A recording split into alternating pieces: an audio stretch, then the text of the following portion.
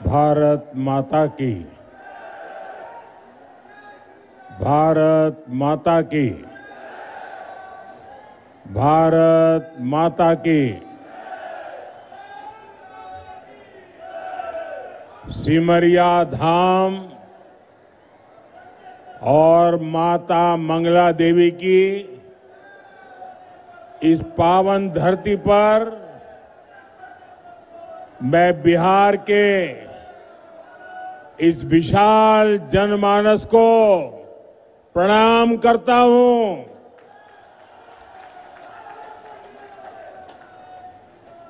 हम तोहरा सबका प्रणाम करे छियो। की हालचाल छो? बेगूसराय की इस धरती से मैं राष्ट्र कवि रामधारी सिंह दिनकर जी को नमन करता हूं। मैं बिहार केसरी श्री कृष्ण सिंह श्री बाबूजी को भी आदरपूर्वक प्रणाम करता हूं। साथियों, मेरा सौभाग्य है कि छठ महापर्व की इस शुभ बेला में आप सभी परिवारजनों के बीच आप सबके दर्शन करने का अवसर मिला है। मेरी कामना है कि छठी मैया का आशीर्वाद बिहार पर, हम सभी पर इसी तरह बना रहे। साथियों, जब छठी मैया की पूजा की बात आती है तो शारदा सिन्हा जी को याद करना स्वाभाविक है। और शारदा जी तो बेगूसराय की बहू थी। हमारी सरकार को उन्हें पहले पद्म भूषण और इस वर्ष पद्म विभूषण से सम्मानित करने का अवसर मिला।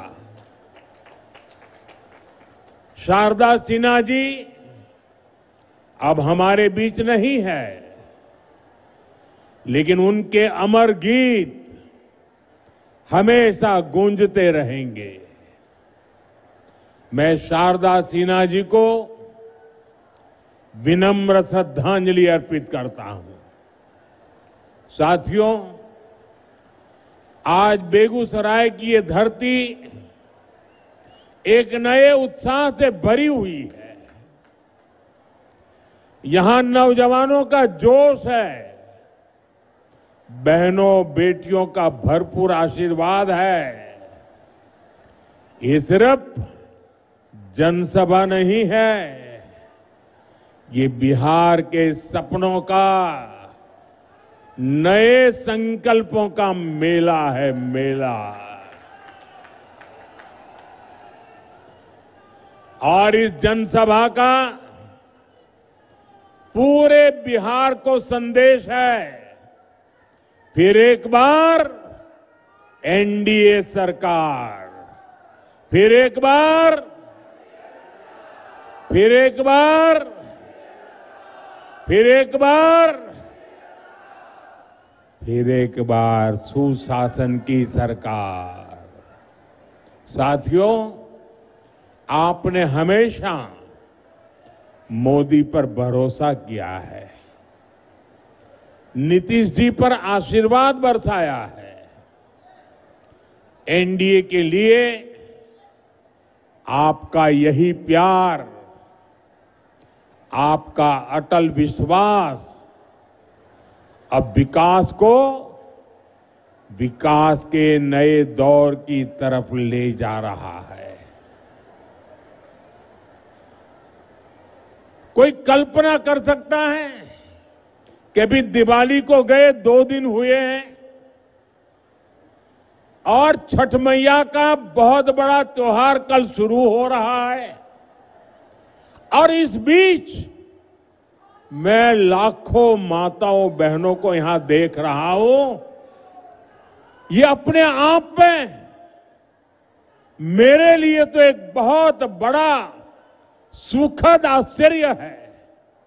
मैं सोच नहीं सकता हूं कि बिहार हो, छठ मैया का पर्व कल हो और आज हमें आशीर्वाद देने के लिए ये महिलाएं, माताएं, बहनें, बेटियां जहां मेरी नजर जा रही है, माताएं, बहनें मैं देख रहा हूं। आप हमें आशीर्वाद देने आए हैं, ये हमारी बहुत बड़ी शक्ति है।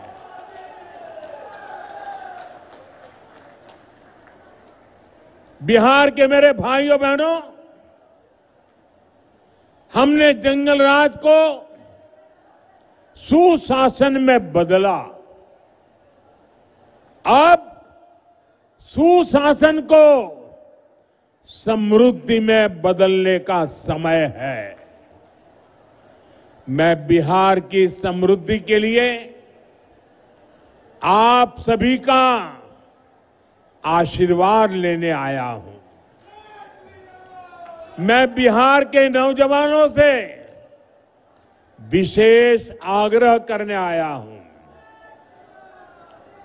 वो 2005 का अक्टूबर महीना ही था जब आपके माता पिता ने बिहार को जंगल से मुक्त किया था, सुशासन को चुना था। अब 2025 का ये अक्टूबर और नवंबर आपके लिए नए अवसर भी और एक बड़ी जिम्मेवारी लेकर आया है। आपको अपने और बिहार की आने वाली पीढ़ियों के लिए समृद्ध बिहार बनाना है। आपको अपने एक वोट की ताकत समझनी है। आपके एक वोट से ही बिहार की समृद्धि तय होगी। विकसित भारत बनाने का संकल्प मजबूत होगा। साथियों, जब से बिहार चुनाव की घोषणा हुई है, तब से हम एक चीज साफ साफ देख रहे हैं। एक तरफ एनडीए है, नीतीश जी, मांझी जी, उपेंद्र जी, चिराग पासवान जी, ये सूझबूझ से भरा हुआ नेतृत्व है। इसको भाजपा की हमारी टीम, दिलीप जी, सम्राट चौधरी जी, विजय सिन्हा जी से और मजबूती मिलती है। वहीं दूसरी तरफ लाठियां भाज रहा महागठबंधन है। ये लोग कैमरे पर आकर कुछ भी बोले, लेकिन पीठ पीछे एक दूसरे की खाल खींच रहे हैं। इस महागठबंधन में अटक दल है, लटक दल है, भटक दल है, झटक दल है और पटक दल है। आरजेडी बीते 2 दशक में कोई चुनाव नहीं जीती, लेकिन अपने अहंकार में अटकी हुई है। इसी अहंकार में इन्होंने जेएमएम को झटक दिया। कांग्रेस 35 साल से बिहार में आरजेडी की पिछलग्गू बनी हुई है। इस बार आरजेडी ने उसको फिर पटक दिया। इन लोगों ने वीआईपी को भी भटका दिया।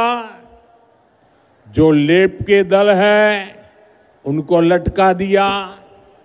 साथियों, जब स्वार्थ हावी होता है, लूट खसूट ही लक्ष्य होता है, तो वही होता है जो आरजेडी कांग्रेस वाले कर रहे हैं। ये लोग पहले टिकट बेचते हैं, फिर घोटाले करते हैं। आप देखिए तो सही, एक आरजेडी का परिवार है जो बिहार का सबसे भ्रष्ट परिवार है, और ज्यादातर लोग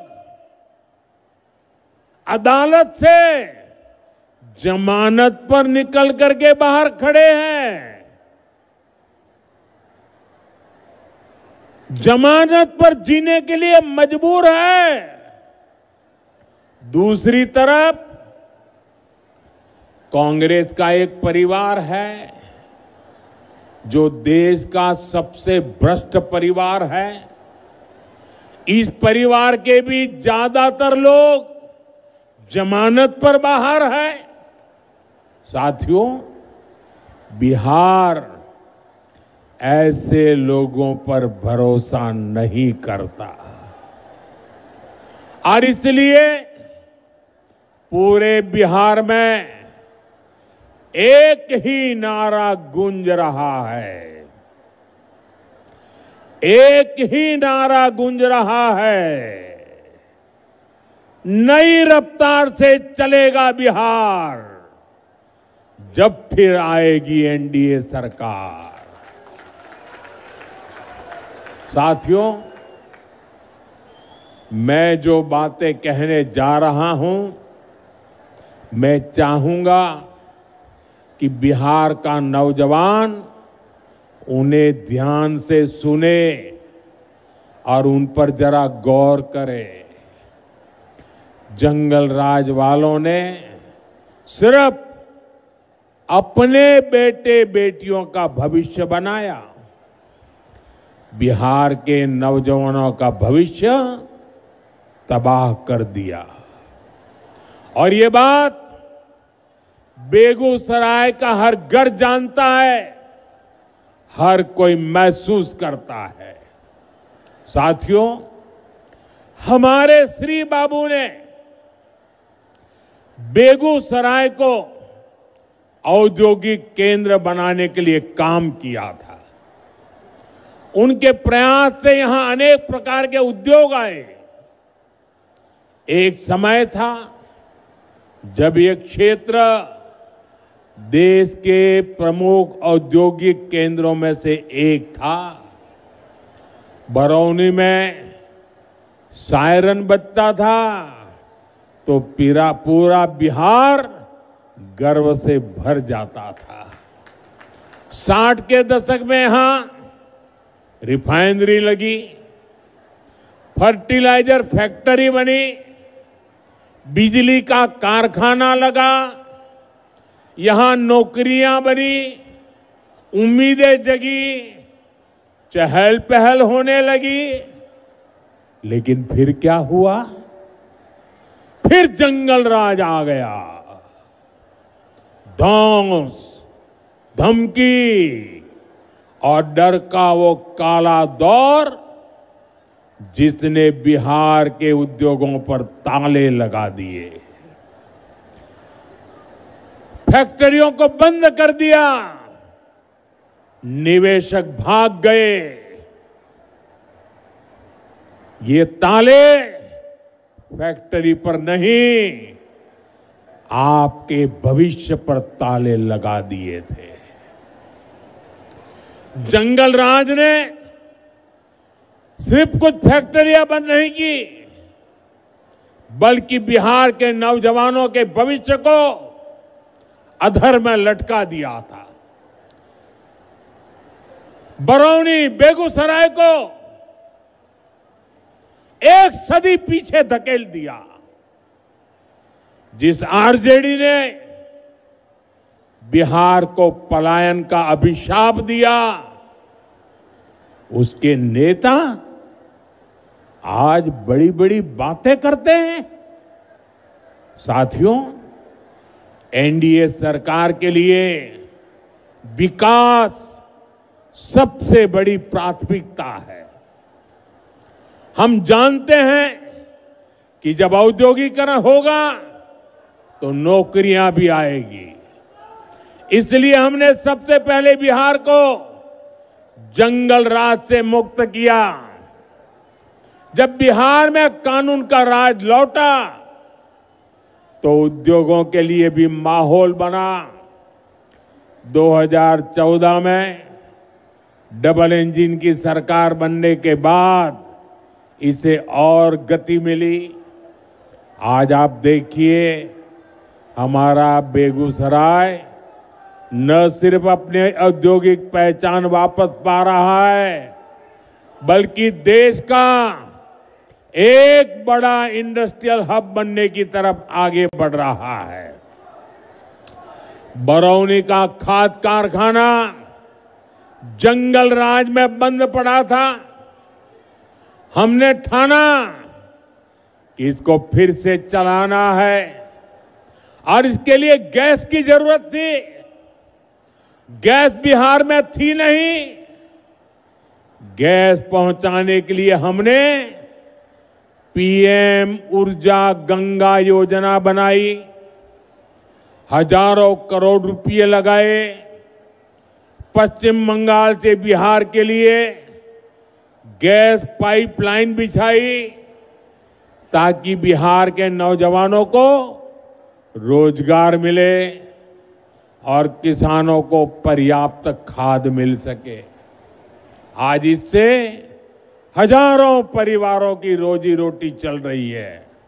साथ ही यहां हजारों बहनों की रसोई में पाइप से सस्ती गैस भी पहुंच रही है।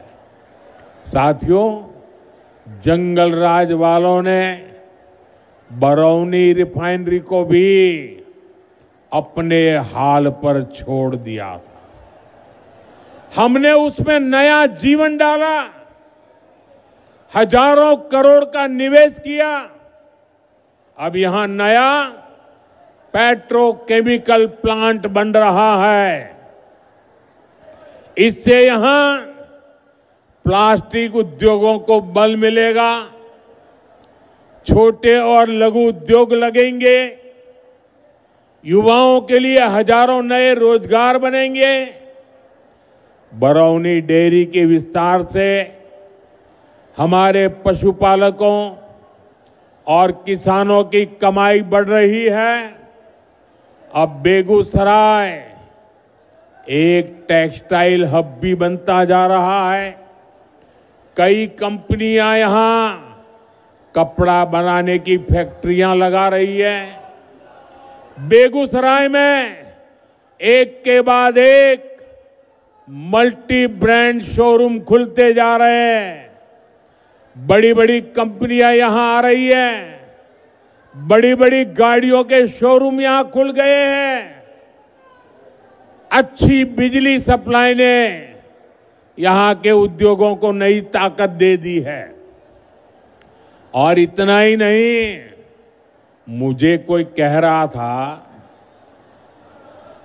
कि मिठाई की इतनी ज्यादा दुकानें खुल गई है कि पूछो मत।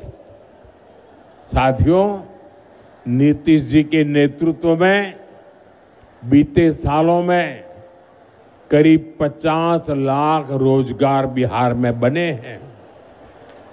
शिक्षा हो, पुलिस हो, हेल्थ हो, सब जगह रिकॉर्ड भर्तियां की गई हैं।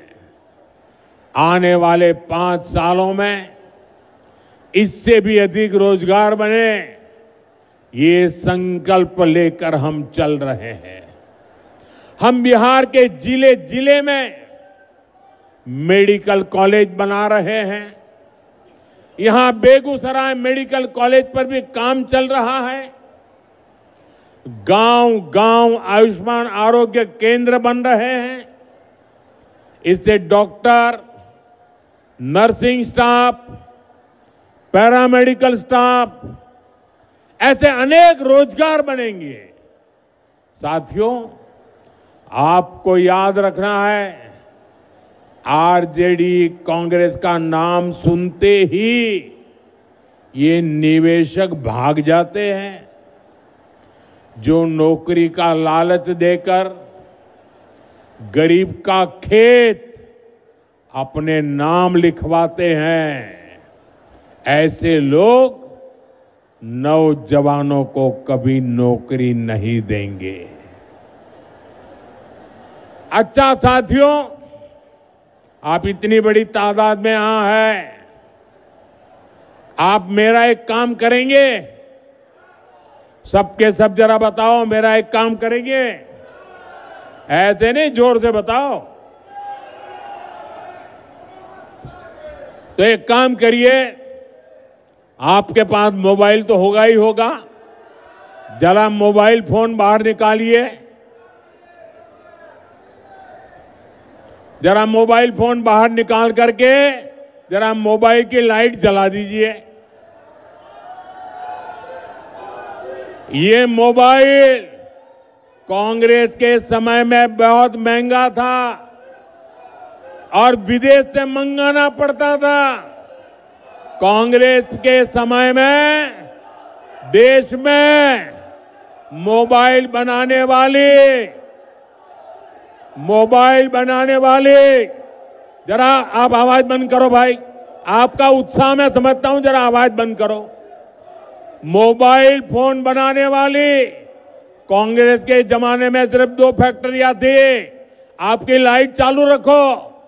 अब देश में मोबाइल फोन बनाने वाली 200 से ज्यादा फैक्ट्रियां हैं। भाजपा एनडीए सरकार की वजह से आज डेटा भी बहुत सस्ता हो गया है। इस वजह से बिहार में युवाओं को कंटेंट क्रिएशन का नया मार्केट मिला है। आज बिहार में ये मोबाइल, ये प्रकाश हर कोई देख रहा है। अब मैं आपसे पूछना चाहता हूं, आप मुझे बताइए साथियों, बिहार के लोगों के हाथ में जब इतनी रोशनी चमक रही है तो बिहार के लोगों को लालटेन की जरूरत है क्या?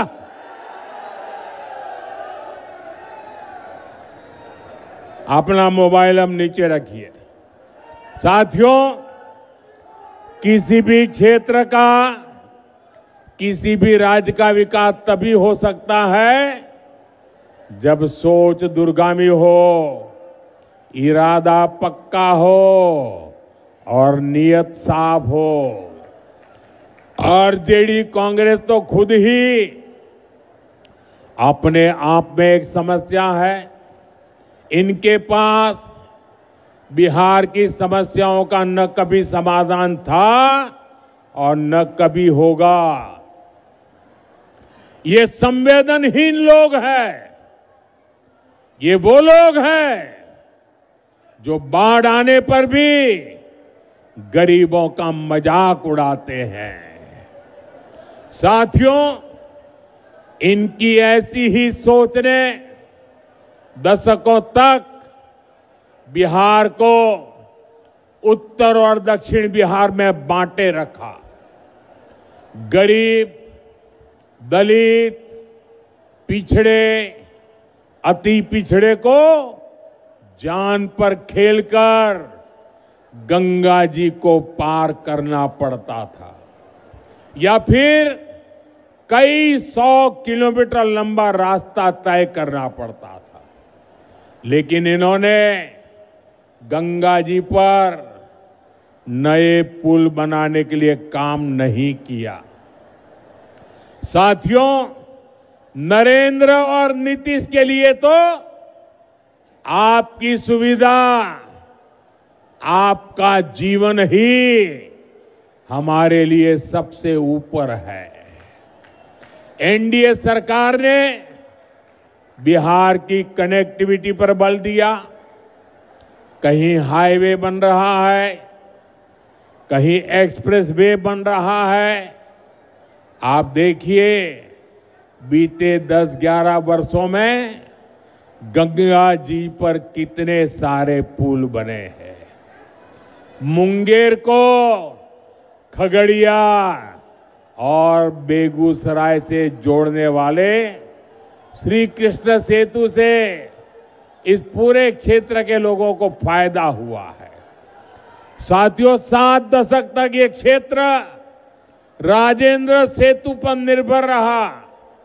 हमारी सरकार ने इसके बगल में ही 6 लेन का एक आधुनिक ब्रिज बनाया। इसके लोकार्पण का सौभाग्य मुझे ही मिला। उस समय जनता के चेहरे पर जो खुशी थी, वो मैं कभी भूल नहीं सकता। उनका बरसों पुराना सपना साकार हुआ था। साथियों, इस नए पुल ने उत्तर और दक्षिण बिहार के बीच की दूरी को करीब 100 किलोमीटर कम कर दिया है। इससे सिमरिया धाम आना जाना भी आसान हुआ है। जो हजारों कल्पवासी जो कार्तिक मास में सिमरिया घाट जाते हैं, उनको बहुत बड़ी सुविधा मिली है। साथियों, आप मोदी को भली भांति जानते हैं। ये आपका मोदी चांदी का चम्मच लेकर पैदा नहीं हुआ है। मोदी गरीबी में रहा है। उसने गरीबी के दुख दर्द को सहा है। और इसलिए आज जब देश के गरीब ने मोदी को सेवा का अवसर दिया है, तो पूरी शक्ति से, पूरी ताकत से देश में गरीब को मदद पहुंचा करके गरीबी को इस देश में खत्म करने का पूरा प्रयास कर रहा है। गरीब के लिए पक्का घर सपना होता है। हमारी सरकार ने 11 साल में 4 करोड़ से ज्यादा पक्के घर बनाकर मेरे गरीब परिवारों को दिए।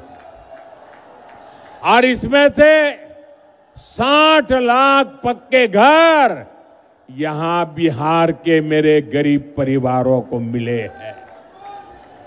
हर गरीब को घर का चूल्हा जलता रहे, इसलिए मोदी मुफ्त अनाज देता रहता है।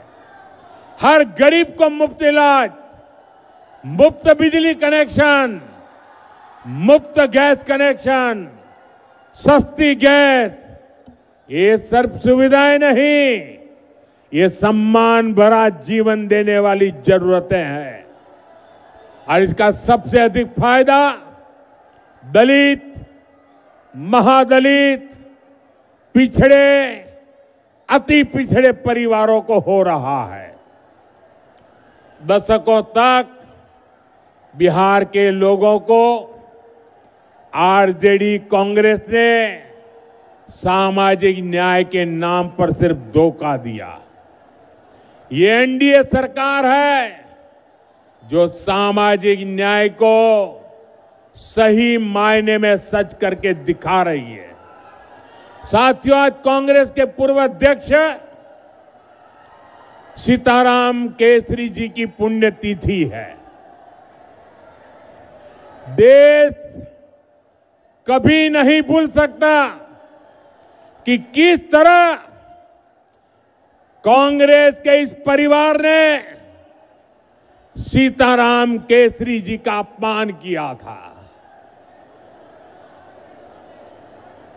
आज का दिन हमें याद दिलाता है कि कांग्रेस दलितों, पिछड़ों के अधिकार छीनने के लिए क्या कुछ कर सकती है। इन लोगों के लिए सिर्फ अपना परिवार ही सबसे बड़ा है। और आपने टीवी पर भी देखा होगा, कांग्रेस पार्टी के अध्यक्ष थे सीताराम केसरी, हमारे बिहार का गर्व थे सीताराम केसरी। इस परिवार ने सीताराम केसरी जी को उनके घर में बाथरूम में बंद कर दिया। इतना ही नहीं, उनको उठा करके फुटपाथ पर फेंक दिया। और सीताराम केसरी के पास जो कांग्रेस का अध्यक्ष पद था, इस परिवार ने उस अध्यक्ष पद की चोरी कर ली। साथियों, ये ऐसे लोग हैं जिनको आपके परिवार की कोई चिंता नहीं है। साथियों, बिहार की नारी शक्ति जंगल राज की सबसे बड़ी पीड़ित रही है।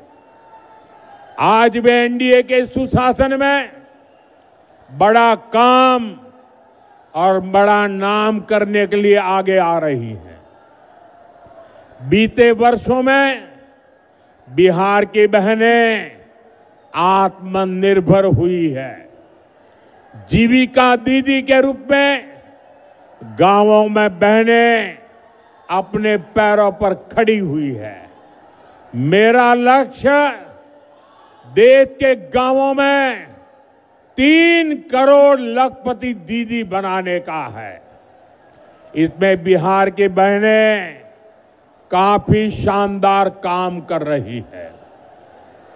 साथियों, बिहार की एनडीए सरकार ने जो महिला रोजगार योजना शुरू की है, ये बहुत ही प्रशंसनीय काम हुआ है।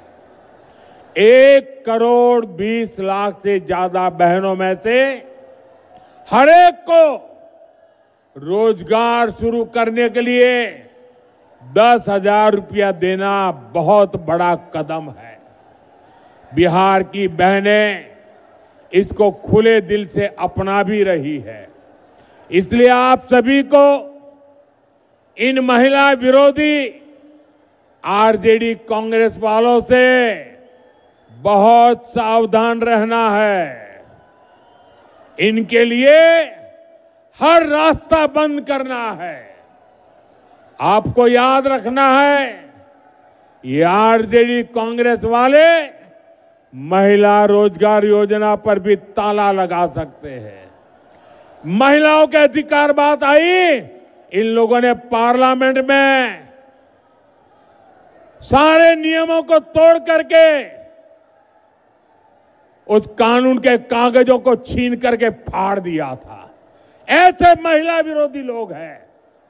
साथियों, आज हमारी सरकार की प्राथमिकता आपका खर्च कम करने और बचत बढ़ाने पर है। जीएसटी बचत उत्सव के पीछे भी यही सोच है। जीएसटी बहुत कम होने से बिहार के हर परिवार को बचत हो रही है।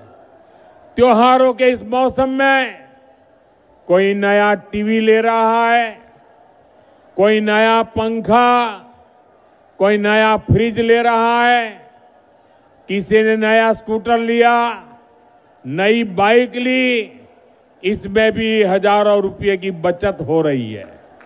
इससे हर परिवार को कुछ न कुछ बचत हुई है। साथियों, जीएसटी बचत उत्सव के दौरान अभी दिवाली में भी खरीद बिक्री के नए रिकॉर्ड बने हैं। देशवासियों ने बहुत उत्साह दिखाया है। इसमें भी बड़ी बात यह है कि लोगों ने स्वदेशी को चुना है। लोग गर्व से कहते हैं ये स्वदेशी है।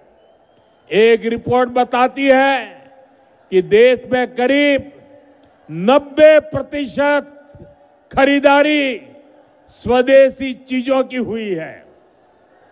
यानी हमारे दुकानदारों ने स्वदेशी बेचा और देशवासियों ने देश का गौरव बढ़ाने के लिए स्वदेशी खरीदा। जब स्वदेशी बिकता है तो इसका फायदा हमारे किसानों, हमारे विश्वकर्मा साथियों, हमारे कारीगरों, हमारे बुनकरों को ही होता है। बिहार के लोगों को भी इसका बहुत लाभ हुआ है। यानी डबल इंजन सरकार, बचत और कमाई का डबल बेनिफिट बिहार के लोगों को दे रही है। साथियों, बेगूसराय में 6 नवंबर को मतदान होना है। 6 नवंबर याद रखना है। समय बहुत कम है। आप मेरा एक काम करेंगे, जरा जोर से बताइए, आप मेरा एक काम करेंगे? जरा हाथ ऊपर करके सबके सब लोग बताइए, मेरा एक काम करेंगे? देखिए, आपको घर घर जाना है। मोदी है आप मेरे लिए, तो मोदी बनकर आपको मेरी बात घर घर पहुंचानी है। एनडीए ने बिहार को नक्सलवाद से, माओवादी आतंक से मुक्त किया है। आज बेखौफ होकर आप अपना काम कर सकते हैं। आप खुल करके वोट दे सकते हैं। बिहार के लोगों का एक वोट एक शांत, सुखी और समृद्ध बिहार का निर्माण करेगा। जंगल राज वालों को दूर रखेगा। इस बार बिहार में एनडीए की विजय का नया रिकॉर्ड बने, इस लक्ष्य को लेकर हमें आगे बढ़ना है। साथियों, मेरा एक आग्रह और है, आप जब घर घर जाएं तो हर परिवार में जाकर के बड़े बुजुर्गों को बताना कि अपने मोदी जी बेगूसराय आए थे और मोदी जी ने परिवार के सबको छठ महापर्व की शुभकामनाएं भेजी हैं। एक बार फिर इतनी विशाल संख्या में यहां आकर हमें आशीर्वाद देने के लिए मैं आपका बहुत बहुत आभारी हूं। मेरे साथ बोलिए, भारत माता की, भारत माता की, भारत माता की। बहुत बहुत धन्यवाद।